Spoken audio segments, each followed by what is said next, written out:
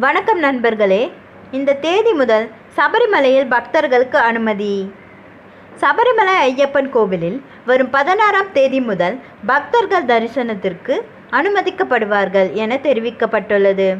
Corona தொற்று காரணமாக சபரிமலையில் பக்தர்களுக்கு அனுமதி மறுக்கப்பட்டு வந்தது.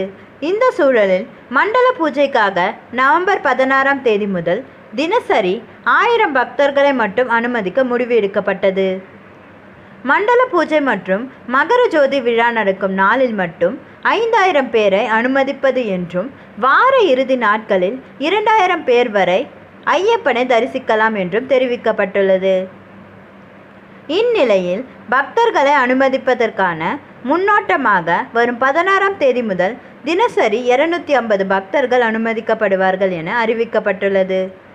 கேரளா தலைமை செயலாளர் விஸ்வாஸ் மேத்தா தலைமையில் உயர்மட்ட நிபுணர் குழு அளித்த அறிக்கையின்படி தினசரி 1000 பக்தர்கள் மட்டும் சாமி தரிசனத்திற்கு அனுமதிக்கப்படுவார்கள் என்றும், 10 வயது முதல் 60 வயதுக்கு உட்பட்ட பக்தர்கள் மட்டுமே சாமியை தரிசனம் செய்யலாம் என்றும் தெரிவிக்கப்பட்டுள்ளது.